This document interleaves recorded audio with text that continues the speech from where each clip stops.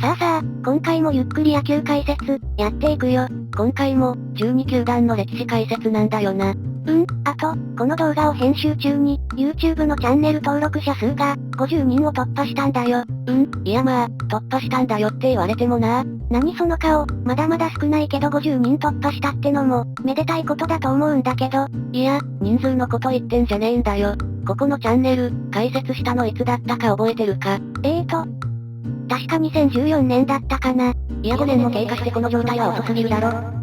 いやまあ、ここまで増えたのも最近になってからだから、ウプ主が視聴者受けしそうな動画が作れなかったのも原因だったんだよ。まあ、それはそれとして、50人突破記念には別の動画を作る予定だよ。それより今回は、パリーグ3位の北海道日本ハムファイターズの解説だよ。なんか強引に戻された気がするが、まあいいや。それで、今回の動画でちょうど、解説の半分が終わることになるよ。まあ、更新の遅いウプ主にしては短い間隔で、よくやってきた方なんじゃないのか。そういうことで、これ以降もできるだけ間隔を空けずにやっていくつもりだよ。それじゃあ、始めていくよ。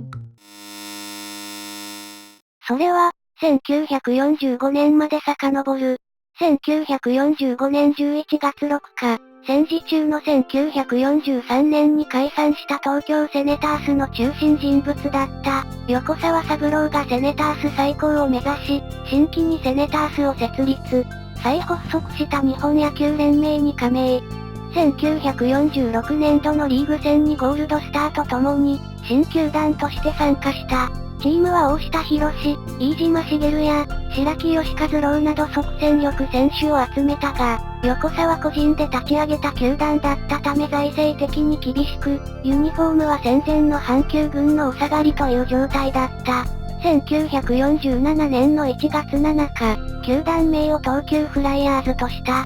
当時の東急はまだ大東急と呼ばれていた時代で、しかも分裂騒動の渦中にあった。1948年4月9日、これまでプロ球界入りを画策して、国民野球連盟にも接近していた未加盟プロ球団の、大英野球が経営に参加し、企業名を東急大英野球、チーム名を QA フライヤーズに改称した。しかし、同年12月1日、近世スターズを別途買収することが決まった大英は、フライヤーズの運営から手を引き、同月21日に球団名とチーム名は約1年で、元の東急フライヤーズに戻った。そしてチームは、1949年シーズンオフの2リーグ分立で、パリーグに加盟する。1950年、パリーグ参戦初年度のシーズンは7球団中6位。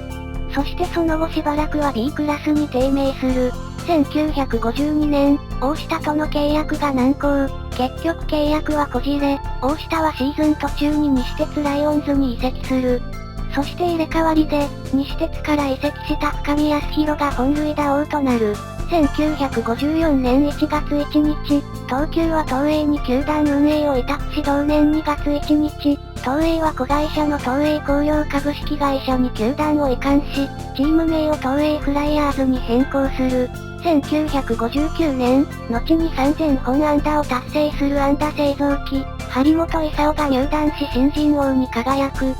そしてチームは初の A クラス入りを果たす。そして1960年12月、前巨人の水原茂が監督に就任する。1961年、それまで近鉄と最下位争いをしていた東映が、監督の水原の指揮で終盤まで南海との優勝争いとなった。南海のエースの杉浦が離脱したこともあり、マスコミは東映が有利としていたが、10月15日に優勝を逃し、優勝した南海と 2.5 ゲーム差の2位に終わるが、他の5球団に勝ち越す。そして張本が初の首位打者を獲得する。1962年、土橋正幸と尾崎幸雄の両エースが活躍し、初のリーグ優勝を果たす。日本シリーズでも阪神タイガースを4勝2敗1引き分けで破り、念願の日本一に輝く。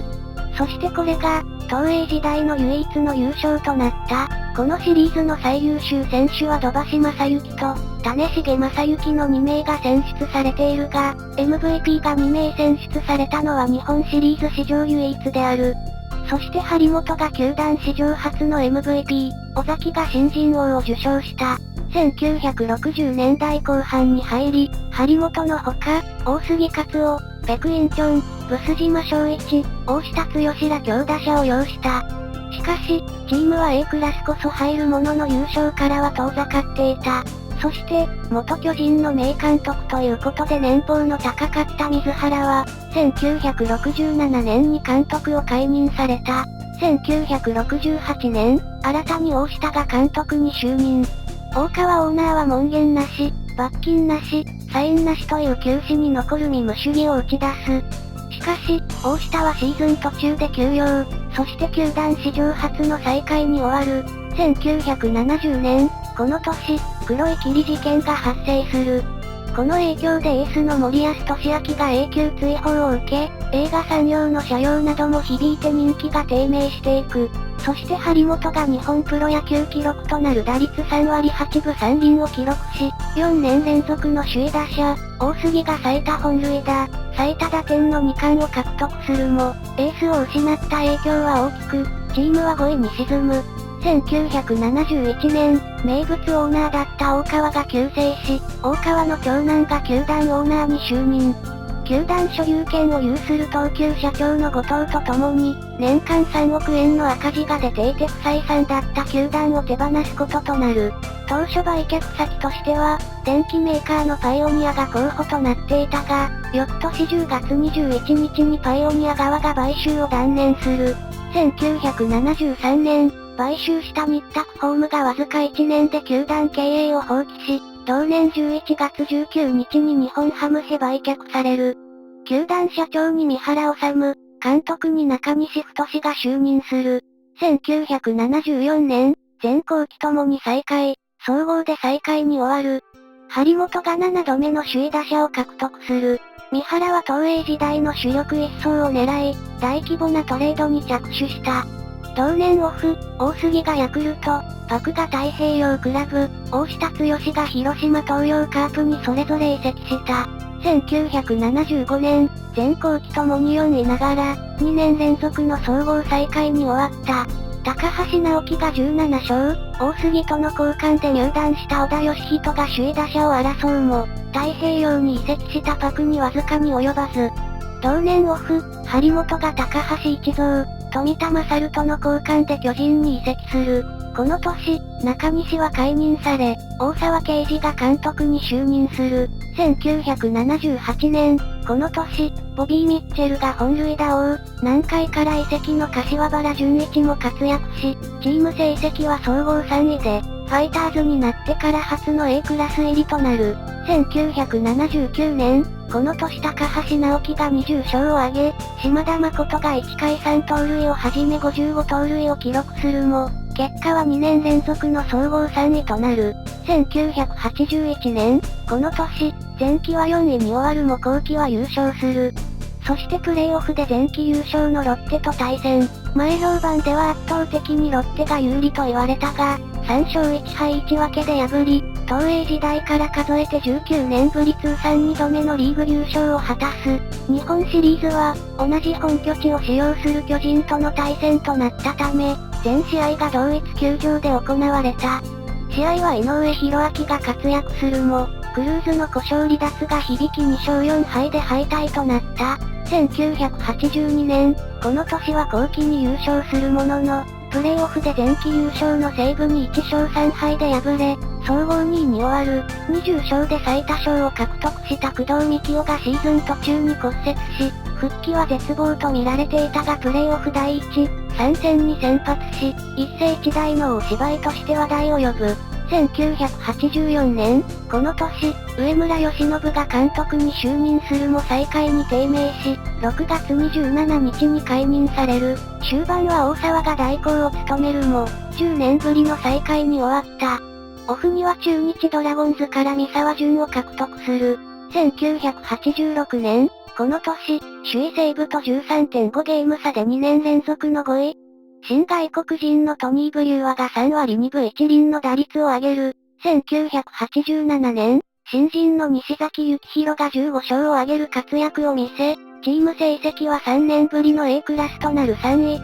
そして、同年をもって、後楽園球場は閉鎖し、同地で建設中の東京ドームへ、巨人と共に移転することとなる。オフに大宮達夫、田中富夫が、大島康則、曽田康次との交換トレードで中日に移籍する。1988年、東京ドーム元年となったこの年は、投手陣は西崎、松浦弘明が最多勝、河野博文が防御率1位の活躍でチーム防御率も1位だった。しかし、打撃陣はチームの大砲であった武勇和が、腰痛により1年を棒に振り、前年度ベストナインの白井一幸も試合中に骨折など怪我人が続出する。トレードで移籍してきた大島、急遽獲得したマイク・イースラーの奮闘があったものの、チーム打率、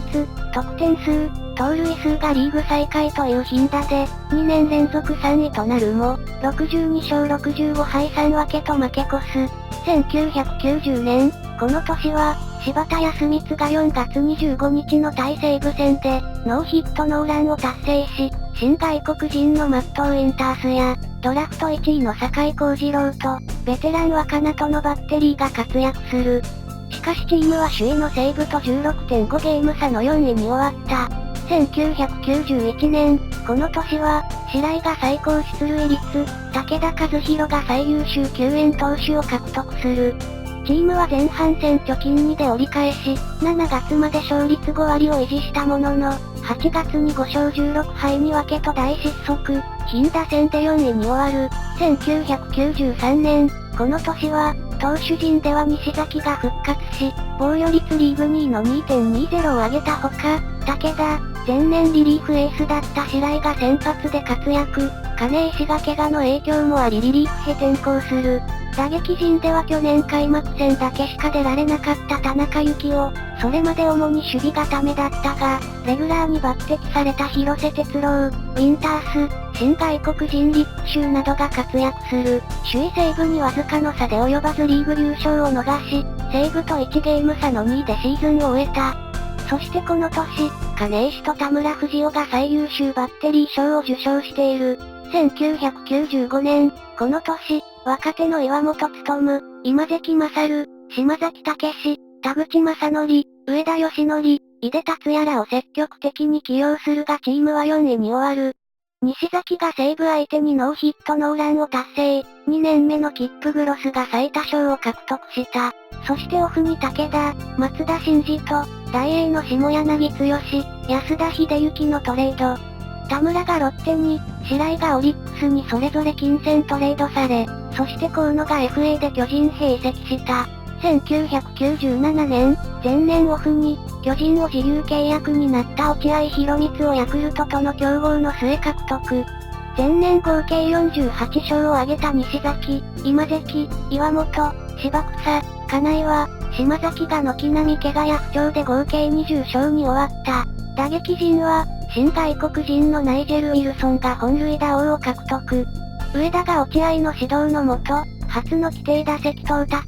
3割を打つなど飛躍するが、結果はリーグ4位となった。1998年、開幕投手候補だったグロスが、開幕直前に怪我でリタイアするアクシデントに遭うも、グロスに代わり開幕投手を務めた岩本が、球団史上初の開幕戦完封勝利を挙げ、関根、金村、黒木が台頭した。ウィルソン、ジェリー・ブルックス、田中、片岡、西浦を擁してビッグバン打線と呼ばれた。前半戦は首位独走で、一時は最大貯金23まであったが、後半戦に9連敗を喫するなど大失速し、西武に逆転され優勝を逃した。ウィルソンが2年連続で本塁打、初の打点王。金村が最優秀防御率、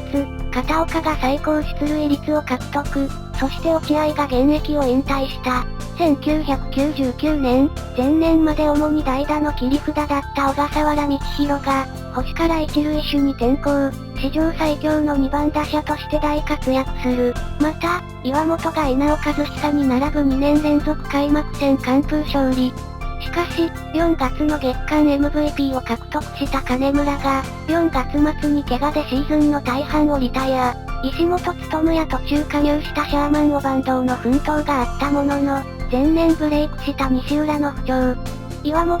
関根、ルーキーの立山義則以外の先発投手陣の不調もあり、リーグ5位に終わる。上田は監督を辞任し、後任の監督に大島康則が就任した。2001年、この年は、小笠原が最多安打を獲得。ルーキーの中村隼人が初登板初完封を含む、シーズン3完封を挙げるも、序盤から投手陣の不調、野手陣の故障者が続出し、7年ぶりのリーグ最下位となる。なおこの年、片岡が FA で阪神へ移籍した。2003年、東京ドームの最終年。シーズンは、前年オフに野口とのトレードで、阪神から移籍してきた坪井智也が復活し高打率を記録。小笠原が2年連続の首位打者と最高出塁率を獲得した。投手陣でも、先発転向2年目のカルロス・ミラバルが、リーグ2位の16勝を挙げ、金村も2年連続2桁勝利の10勝を挙げたが、正田がリーグ最多の15敗を記録し、それまでチームを支えてた岩本、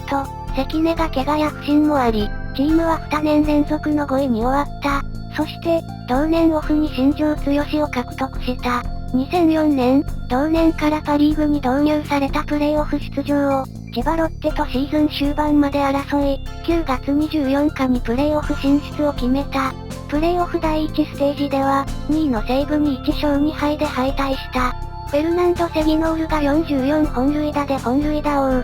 立山が最優秀中継ぎ投手。横浜から移籍の横山道也が28セーブで最多セーブとなった。オフに、メジャー移籍を目指していた、ヤクルトの稲葉篤紀を FA で獲得。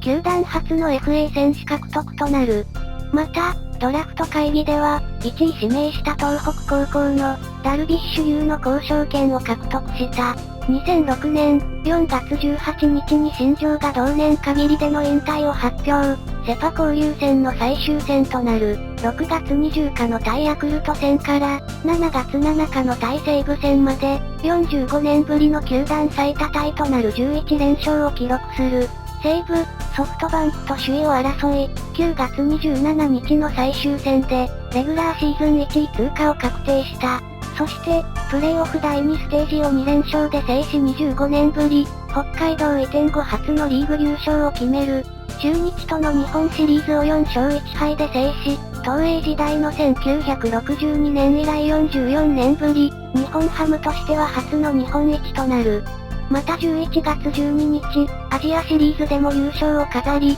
アジア王者となった。2007年、この年、シーズン当初から敗戦が続き、4月25日の6連敗時点で、早くも負け越し数は8となっていた。しかし5月19日の対ソフトバンク戦から交流戦を挟み、6月20日の対ヤクルト戦まで、球団史上最長となる14連勝を記録し、18勝5敗で交流戦初優勝を決めた。9月19日にクライマックスシリーズ進出を決め、9月29日に球団史上初のリーグ2連覇を達成した。借金8からのリーグ優勝は新記録であった。ロッテとのクライマックスシリーズ第2ステージは、3勝2敗で制し、日本シリーズは前年と同じ中日と対戦し、初戦に勝利するもその後4連敗となり、第5戦では山井と岩瀬の継投による完全試合もあり、1勝4敗で連覇はならなかった。2009年、この年、シーズン前に日本ハムの工藤隆人、マイケル中村と巨人の新岡智弘、林正則の交換トレードが成立した。この年は多くの打者が同時に打撃開眼したことで、チームはリーグトップの打率を記録するなど打撃力が増した。打者では、稲葉、高橋、糸井、金子と4人の3割打者が生まれ、うち稲葉以外の3人は自身初の大台マークでもあった。投手陣も先発はダルビッシュを筆頭に、2006年に新人王に輝いて以降、成績を残せていなかった、八木智也が復活し9勝を挙げ、武田勝も初の2桁勝利となった。またリリーフ陣は林、江尻慎太郎、宮西直樹、菊池和正らが活躍し、ストッパーに転向した武田久志は、無敗のまま西武王に輝いた。シーズンは、10月6日の札幌ドームでの西武戦に金子の犠牲フライでサヨナラ勝利し、2年ぶり5度目のリーグ優勝が決定した。クライマックスシリーズ第2ステージでは、楽天と対戦し第1戦では最終回にスレッジが、逆転サヨナラ満塁本塁打で、劇的勝利を収めるなどして4勝1敗で下し、2年ぶりの日本シリーズ進出を決めた。日本シリーズでは巨人と対戦するも、2勝4敗で日本一を逃した。11月22日、札幌市中心部でパリーグ優勝記念パレードが行われ、約11万1000人のファンで賑わった。2012年1月にダルビッシュがポスティングシステムを利用し、メジャーリーグのテキサスレンジャーズへ移籍する。チームは、10月2日、2位の西武がロッテに3対5で敗れたため、3年ぶり6度目のリーグ優勝を決めた。クライマックスシリーズファイナルステージでは、3位のソフトバンクと対戦。クライマックスシリーズ MVP に輝いた糸井の活躍により、4連勝で3年ぶりの日本シリーズ進出を決める。巨人との日本シリーズでは、2勝4敗で敗退している。個人記録としては、3番打者の糸井が2年連続となる、最高出塁率のタイトルを獲得。吉川がチームトップの14勝を挙げ、最優秀防御率を獲得した。2014年、この年、先発候補であった吉川、武田、草抜が序盤から不調に陥るも、2年目の大谷が史上初となる同一シーズンでの10勝と10本塁打を記録した。優勝争いには絡めなかったが、9月29日の西武戦に勝利し、2年ぶりにクライマックスシリーズ進出が決定。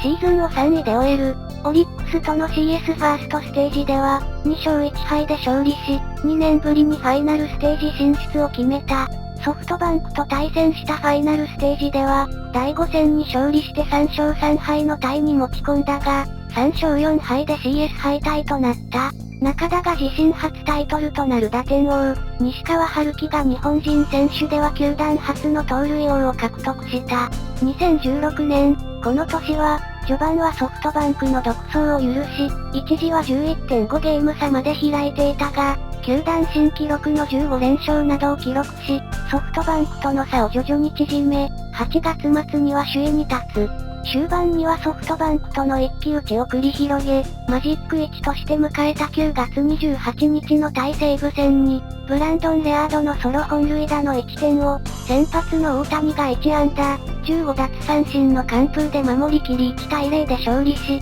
4年ぶり7度目のリーグ優勝を達成した。ファイナルステージではソフトバンクと対戦。4勝2敗でソフトバンクを下し、4年ぶりの日本シリーズ出場が決定する。そして日本シリーズは広島東洋カープと対戦し、第1、2戦は連敗するも、札幌ドームでの第3戦から第5戦は3戦全勝で王手をかけ、10月29日の第6戦を10対4で勝利し、10年ぶり3度目の日本一を果たした。2018年、この年は、石川直也が守護神に成長するなど、FA で移籍した麻酔の穴を埋めた。序盤は、西武と首位を争っていたが、後半戦になると失速し、最終的には3位に終わった。この年では、ルーキーの清宮が7本塁打を放ち、シーズン終盤に渡辺亮が2塁のレギュラーに定着するなど、若手の活躍も垣間見えた。クライマックスシリーズは、2位のソフトバンクに1勝2敗で敗れシーズンを終えた。西川遥輝が2年連続の盗塁王を獲得し、石井優也、矢野健二が現役を引退した。